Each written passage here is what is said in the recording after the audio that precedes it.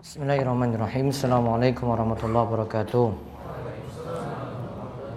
Alhamdulillah wassalatu wassalamu ala Rasulillah wa ala alihi wa man tabi'ahum bi ihsanin ila yaumiddin. Allahumma inna nas'aluka ilman nafi'a wa rizqan thayyiba wa amalan mutaqabbala. Puji syukur kita panjatkan pada Allah. Selawat dan salam semoga tercurah pada Nabi besar kita Muhammad sallallahu alaihi wasallam. Baik, pada kesempatan malam hari ini kita kembali membahas tema akidah dan fikih Syafi'iyah, yaitu kita akan mengulas dari pembahasan Syarh Sunnah karya Imam Al-Muzani, dan kita lanjutkan dengan pembahasan fikih Syafi'i dari At-Tadhib fi Adillah Al-Ghaya wa Taqrib. Baik, kita lihat perkataan Imam Al-Muzani masih dalam Syarh Sunnah. Silakan dibaca. Syarh Sunnah karya Imam Al-Muzani rahimahullah. Tidak mudah mengkafirkan orang dan menjauhi ahli bid'ah. Imam Al-Muzani rahimahullah berkata, wal imsaku an takfiri ahlil kiblati wa bara'atu minhu fima ahdatsu malam yabtadi'u dolalan faman ibtada'a minhum dolalan kana ala ahlil kiblati kharijan wa minad dini mariqan wa yutaqarrabu ila Allahi bil bara'ati minhu wa yuhjaru wa yuhqaru wa tudtanabu quddatahu fahiya a'da min ghuddatil jarabi. Di antara prinsip ahlu sunnah adalah menahan diri dari mengafirkan ahlul kiblat dan berlepas diri dari mereka dari apa-apa yang diada-adakan bid'ah, sepanjang mereka tidak melakukan kebid'ahan yang sesat. Barang siapa melakukan kebid'ahan yang sesat yang sampai pada taraf kekafiran, maka keluar dari ahlul kiblat dan agama Islam. Dan kita bertakarub kepada Allah Azza wa Jalla dengan berlepas diri dari kebid'ahannya, diboikot, dihinakan dan dijauhi penyakitnya yang lebih menular dibandingkan penyakit kurap. Baik. Di sini prinsip Ahlussunnah setelah masalah taat kepada pemimpin, taat kepada penguasa, Imam Al-Muzani rahimahullah menjelaskan lagi di perkataan ini ada 2 poin penting. Yang pertama, tidak mudah mengkafirkan orang, dan yang kedua, kalau dia muslim melakukan kebid'ahan maka diboikot atau ditinggalkan. Ya, diboikot atau ditinggalkan. Namun bersikap juga adil dalam meninggalkan ahlul bid'ah. Tapi ada yang terjerumus dalam bid'ah namun dia dinilai masih ahlus sunnah. Dan ada yang ahli bid'ah karena bid'ahnya itu masalah, menyelisih prinsip. Kalau menyelisih prinsip maka ditinggalkan demi terselamatkannya agama. Jadi demi diri kita itu selamat, dan dia juga tidak terus-menerus menyebarkan kebid'ahannya. Nah, jadi nanti ada 2 hal tentang masalah bid'ah di sini. Ada bid'ah yang ini dilakukan oleh Ahlussunnah namun dia tergelincir dalam kesalahan, masih bisa dimaafkan kesalahan tadi. Dan ada yang kebid'ahannya dia memang dari orang yang melakukan ini adalah orang yang bukan memegang prinsip Ahlussunnah. Jadi dia dari golongan yang sesat. Maka kebid'ahannya ini lebih parah daripada kebid'ahan yang dilakukan Ahlussunnah namun dia itu tergelincir. Jadi dibedakan nanti seperti itu menurut Imam Al-Muzani. Coba lihat berikut ini perkataan dari Syekh Abdul Razzaq. Kita diajarkan tawassud. Kali ini kita diajarkan untuk bersikap tawassud pertengahan, yaitu antara yang gulu, berlebih-lebihan, dan jafa, meremehkan, atau antara ifrat, berlebihan, dan tafrid, meremehkan. Namun sikap pertengahan ini tetap dengan mengikuti kebenaran dan petunjuk yang dibawa oleh Allah dan Rasulnya. Lihat, dalam prinsip ini kita diajarkan tawassud. Tawassud itu bersikap pertengahan, gak lebih-lebihan untuk mudah kafirkan, gak juga remehkan, gak kafirkan juga gitu. Atau yang ini maksiat, ya sudah kita katakan dia itu kafir gitu karena maksiat saja, atau kita katakan ya sudah maksiatnya dibiarkan saja. Jadi bersikap pertengahan disebut tawassud. Tawassud bainal ghulu wal jafa, yaitu bersikap pertengahan antara yang ekstrim, berlebihan, overdosis dalam bersikap gitu dengan yang Java meremehkan. Nggak usah lah, dia tetap masih imannya masih sama dengan kita saja, padahal dia ahli maksiat. Jadi tawasudnya di situ, pertengahannya seperti itu. Terus menahan diri dari mengkafirkan ahlul kiblat. Hendaknya menahan diri dari mengkafirkan ahli kiblat, yaitu mereka yang sholat menghadap kiblat. Barangkali di antara mereka ada kesalahan atau penyimpangan, namun hal ini tidak mengeluarkan mereka dari Islam. Nah, lihat ya, ada yang melakukan kesalahan namun tidak mengeluarkan dari Islam. Dia buat dosa, ya, dia bermaksiat, ya, dia bermaksiat tidak mengeluarkan dia dari Islam, namun itu salah. Kita tidak mudah-mudahkan untuk kafirkan dia. Dia minum minuman keras, keluar dari Islam? Tidak. Dia lakukan kesalahan, ya, kita menganggap kesalahannya kesalahan, namun keluar dari Islam sampai dikafirkan? Enggak, tergantung jenis dosanya nanti. Terus dari Anas bin Malik. Dari Anas bin Malik radhiyallahu anhu, Rasulullah shallallahu alaihi wasallam bersabda, "Man sholat sholatana wastaqbala kiblatana wa akala dhabihatana wa fadhalikal muslimul ladzi lahu dhimmatullahi wa dhimmatu rasulihi fala tughfiru Allahu fi dhimmatihi fala tughfirullaha fi dhimmatihi." Barang siapa yang mengerjakan solat kami, menghadap kiblat kami, dan memakan sesembelihan kami, maka dia adalah muslim. Dia akan mendapatkan jaminan dari Allah dan Rasulnya. Janganlah engkau membatalkan jaminan Allah padanya. Nah, sini siapa yang solat, mengerjakan solat kami, menghadap kiblat kami, dan memakan sembelihan kami. Lihat kalimatnya ya. Dia masih solat bersama-sama kita. Hadap kiblatnya sama, maka dia akan mendapatkan jaminan dari Allah dan Rasulnya. Janganlah engkau membatalkan jaminan Allah padanya.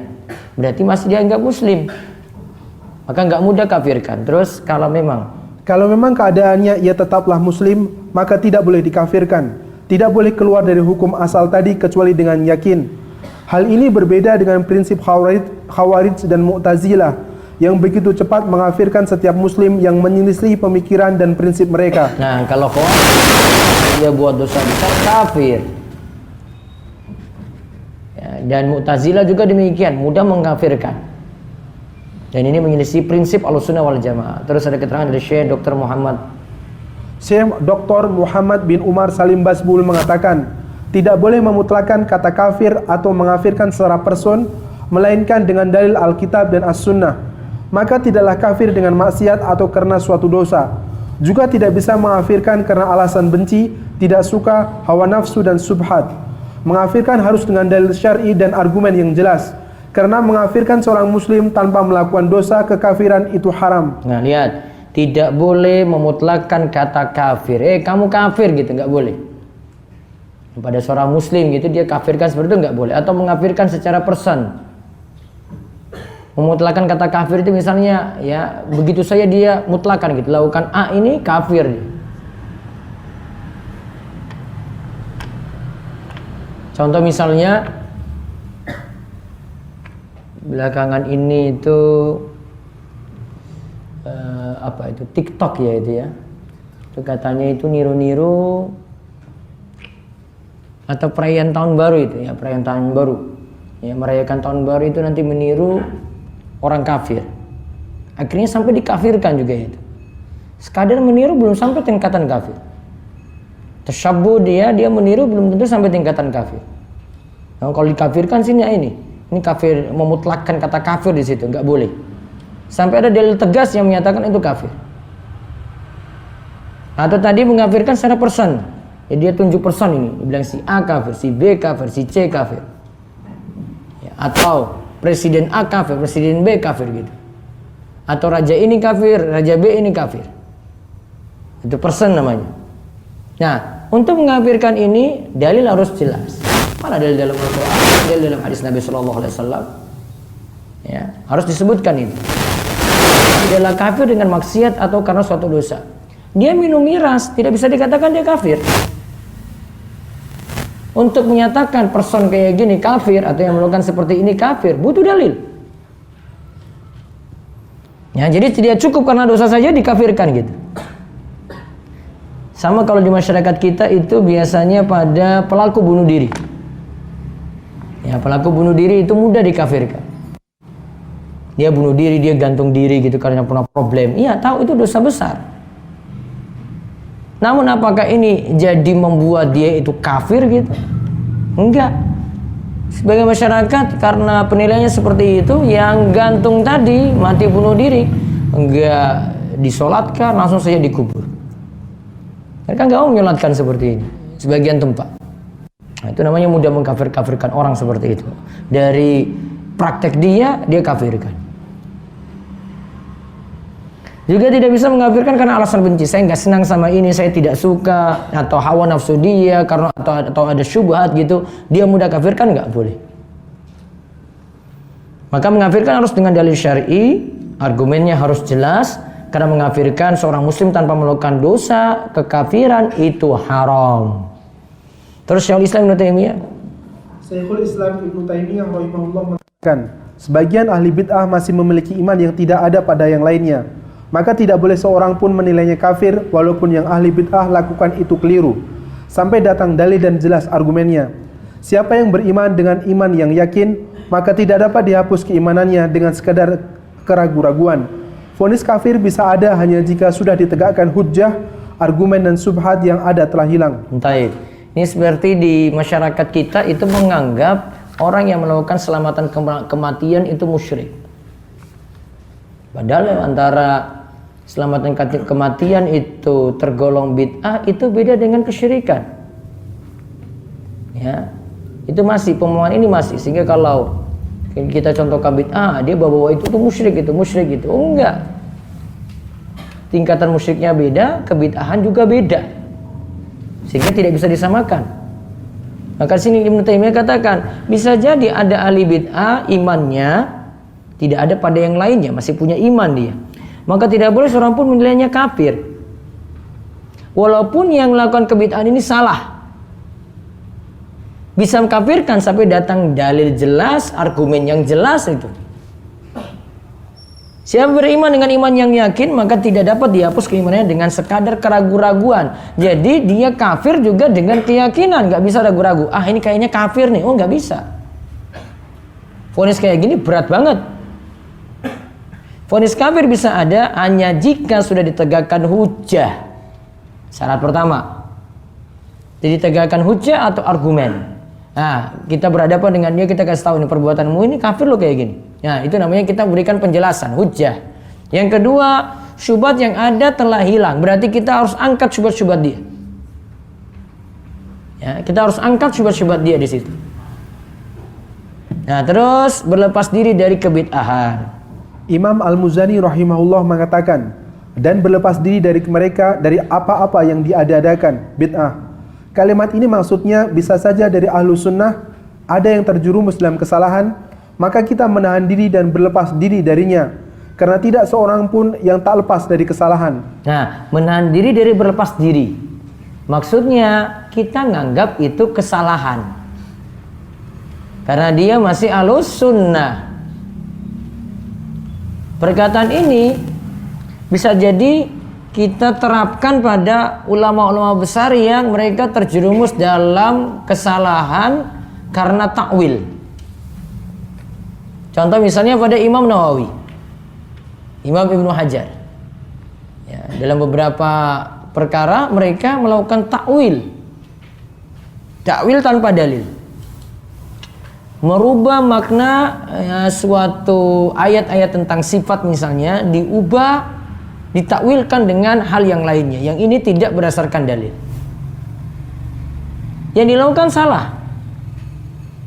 Namun apakah seluruh karena kesalahannya yang satu ini sampai dimutlakan semua, oh dia salah itu, dia sesat, itu nggak boleh ambil perkataannya sama sekali, ditinggalkan semuanya perkataan Imam Nawawi dan Ibnu Hajar? Enggak. Dia terjerumus dalam kesalahan ini, namun bukan berarti kesalahan yang lainnya itu bukan berarti yang lain-lainnya dari kebenaran yang dia sampaikan kita tinggalkan juga, enggak. Ya, Ya, ini penyikapannya ini yang pertama. Nah, terus ada penyikapan yang kedua, yang sedangkan yang bukan Ahlus Sunnah. Sedangkan yang bukan Ahlus Sunnah, Imam Al-Muzani katakan, barang siapa yang melakukan kebid'ahan yang sesat, yang sampai pada taraf kekafiran, maka keluar dari Ahlul Kiblat dan agama Islam. Dan kita bertakarub kepada Allah Azza wa Jalla dengan berlepas diri dari kebid'ahannya, diboikot dan dihinakan. Yaitu siapa yang buat bid'ah yang sesat dan prinsip beragamanya dengan prinsip ahli bid'ah dan menyelisih sunnah Nabi, maka kita harus berlepas diri dari prinsip dan jalan beragama semacam itu. Ia diboikot dan ditinggalkan sehingga orang selamat dari kebid'ahannya dan agamanya terjaga. Inilah faidah dari hajar, boikot, yang manfaatnya akan kembali pada yang menghajar memboikot. Namun kemanfaatan dari menghajar memboikot dapat kembali pada yang diboikot, al-mahjur, supaya mengingatkan kebid'ahan yang ia lakukan. Masalah ini nantinya kembali pada kaidah syariat dalam meraih kemaslahatan dan menolak mudarat. Ya, yaitu dalam memperhatikan maslahat dan menolak mudarat. Lihat, maka ada yang bid'ahnya itu berat, hanya itu sampai taraf kekafiran, maka dia ditinggalkan, diboikot istilahnya, atau disilakan dengan hajar tadi. Manfaatnya dua. Nah, tadi disebutkan di sini kejelasannya dua manfaatnya di sini. Yang pertama manfaatnya adalah kembali pada orang lain. Orang lain terselamatkan agamanya. Yang kedua, manfaatnya untuk orang yang diboikot ini, supaya dia sadar. Dia tahu itu salah, sehingga kesalahan ini dia tinggalkan. Nah, selanjutnya sedangkan perkataan Imam Al-Muzani. Sedangkan perkataan Imam Al-Muzani, diboikot, dihinakan dan dijauhi penyakitnya yang lebih menular dibandingkan penyakit kurap. Penyakit jarob yang disebutkan di sini ditemukan pada hewan yang dimana bisa menular. Syekh Abdul Razak lantas mengatakan, kebid'ahan itu lebih cepat menular dari penyakit jarob, penyakit pada hewan. Nah, penyakit kulit pada hewan tadi, kebid'ahan itu lebih cepat menular daripada penyakit tadi. Karena kebid'ahan itu merusak lahir dan batin. Kalau penyakit menular tadi cuma lahirianya saja, ya, dia cuma kena sakit saja. Lebih rusak batin dan lahir itu lebih parah dibandingkan rusaknya ya dengan penyakit kulit tadi.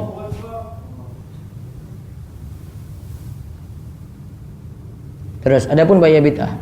Adapun bahaya bid'ah diantaranya diterangkan dalam hadis dari Abu Naji Al-Irbad bin Syari'ah radhiyallahu anhu, ia berkata, Rasulullah sallallahu alaihi wasallam memberikan nasihat kepada kami dengan nasihat yang membuat hati menjadi bergetar dan mata menangis.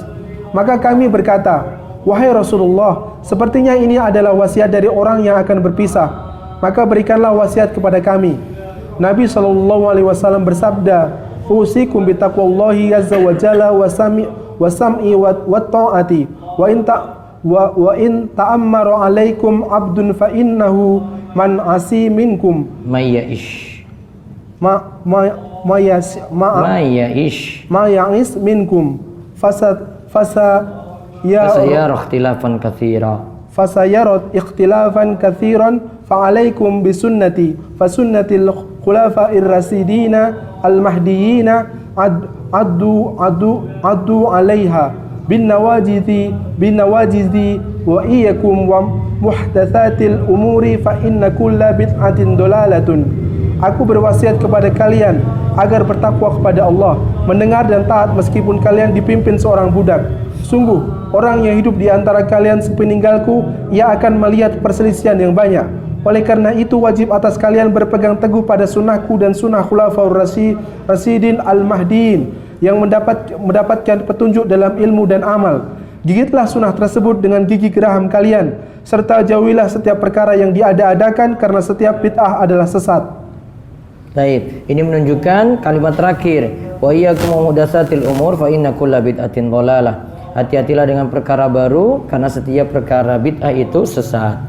Terus bid'ah itu adalah syariat yang tidak diizinkan oleh Allah dan tidak ada dalil dari Nabi SAW dan para sahabatnya. Itulah kenapa Nabi SAW menafsirkan bid'ah dengan kalimat man ahdatsa fi amrina hadza ma laysa minhu fahuwa raddun.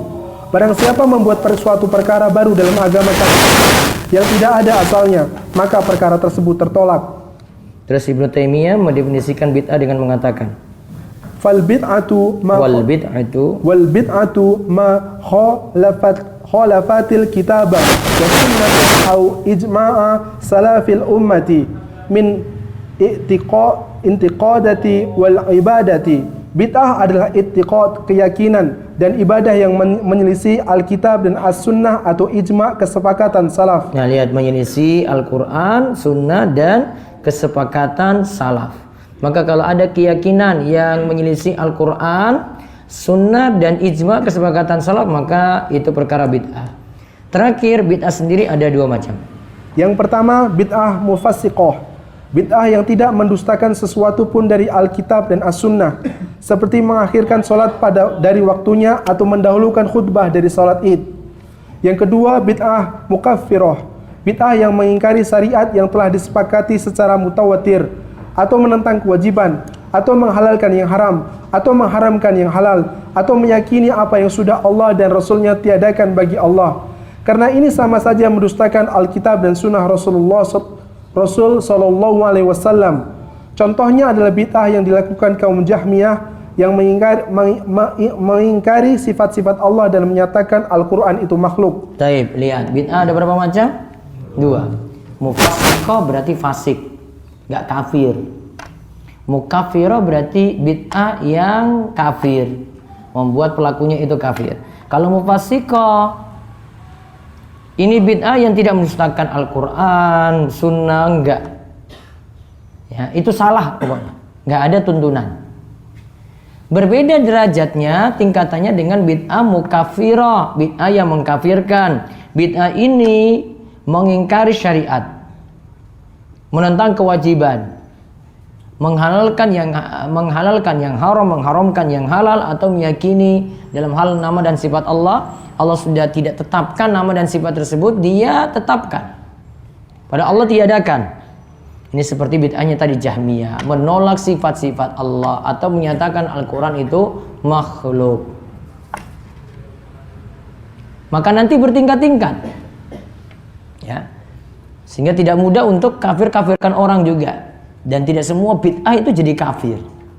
Dan cara menyikapi bid'ah mufassiqah tentu saja berbeda dengan bid'ah mukaffirah. Ya, cara menyikapinya berbeda. Tadi yang disebut tadi selamatan kematian, masuk yang mana? Mufassiqah apa mukaffirah? Mufassiqah. Masih boleh sholat di belakangnya enggak? Masih. Jadi nggak mudah-mudahan anggapannya itu, wah saya nggak mau Ustaz, dia itu ahlu bid'ah dolalah itu Ustaz. Nggak bisa. Penyikapannya beda. Kalau kita rata-rata itu memukul rata semuanya. Yang Jahmiyah sama dengan yang ahlul tahlil. Semuanya itu disamakan itu. Yang ini dia lakukan bid'ah, misalnya, ya taruhlah ada sholat itu dia usap muka itu misalnya, waduh saya sholat di samping ahlu bid'ah ini. Beda. Penyikapannya sudah beda itu. Mufassiqah jangan disamakan dengan mukaffirah. Taruhlah kamu tidak setuju misalnya dengan kunut subuh misalnya. Kamu tidak setuju dengan kunut subuh, nyatakan itu bid'ah. Maka pendapat yang menyatakan itu bid'ah. Sekarang bid'ahnya bid'ah yang mana? Mufassiqah apa mukaffirah? Mufassiqah. Nggak masuk golongan mukaffirah di situ. Sehingga jangan terlalu berlebihan gitu. Wah, pokoknya saya nggak mau di sholat di situ, masjidnya sesat banget itu. Seolah-olah keluar dari Islam gitu, enggak. Ya, mungkin dia pakai keyakinan yang berbeda dengan dalil yang berbeda gitu. Ya, nggak bisa mudah-mudahan. Makanya kadang itu kita butuh pendalaman, pengkajian lagi gitu. Sehingga tidak jadi orang yang ekstrim tadi, yang gulu tadi. Maka yang di awal kan sudah ditegaskan, jadi orang yang tawassut, pertengahan. Ya, saya tidak berlebihan, saya tidak gampangkan gitu.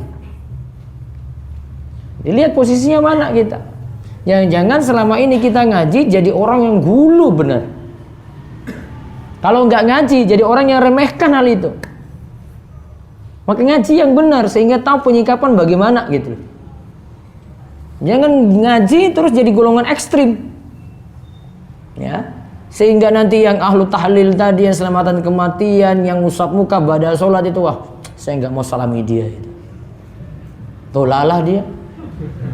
Dia padahal mungkin mau ucapkan salam kepadamu duluan ya. Assalamualaikum mas. Lurus saja, nggak mau lurus saja. Saya sirotol mustaqim, lurus gitu. Nggak kayak gitu sikapnya. Bedakan tadi itu, sudah tegaskan terakhir. Mufassiko mana, mukafiro mana. Nanti tahu perbedaannya gitu loh. Kalau dia kesalahan, mungkin belum tahu. Coba kamu kasih tahu pelan-pelan itu. Nah hal ini nanti tolong juga. Itu. Kalau dia itu mukafiro bid'ahnya, itu ingatkan tegas. Misalnya apa? Wah, itu kejawennya kuat Ustaz. Manunggalin kaulo Gusti dia. Pokoknya Allah dia Allah gitu. Wah sudah itu, sudah bahaya banget. Ya, kamu siapa? Allah saya. Allah menitis dalam diri saya. Luar biasa itu kan. Kalau nggak kafir apa lagi coba? Itu mukafiro namanya. Ya, beda dengan dia hal yang lain di bawah itu. Sehingga jadi slow kita itu nanggapi sesuatu itu ada sikap tertentu gitu loh. Kadang nyikapi ini gimana, kapan saya sikap keras, kapan saya sikap tegas, kapan saya itu perlu pelan-pelan gitu. Ada. Ya. Gak mudah langsung semua diterapkan. Bid'ah itu. Padahal bid'ah kesimpulannya berarti bertingkat-tingkat. Sebagaimana kekafiran juga bertingkat-tingkat. Sebagaimana kesyirikan juga bertingkat-tingkat. Maka orang yang menyikapi ini dengan baik, maka nanti dia akan bermuamalah juga, dia tahu tempatnya itu bagaimana. Kapan saya diamkan dia, kapan saya boikot, kapan saya nggak duduk-duduk bareng dia gitu. Jadi jangan anggapannya ya yang para ulama katakan dulu, jangan duduk-duduk dengan ahli bid'ah. Ya, itu penerapannya untuk bid'ah mufassiqah tadi. Untuk bid'ah mukafirah itu. Makanya tadi kan, ada ahlus sunnah yang terjerumus dalam kesalahan, ada yang bukan ahlus sunnah. Beda penyikapannya. Ada dia itu aslinya lurus namun punya kesalahan di sini. Dengan ada yang memang bid'ahnya parah sampai mengkafirkan. Jadi tolong penyikapannya seperti itu, dan kita tujuan mempelajari akidah juga untuk itu. Tidak bersikap berlebihan dan tidak bersikap meremehkan.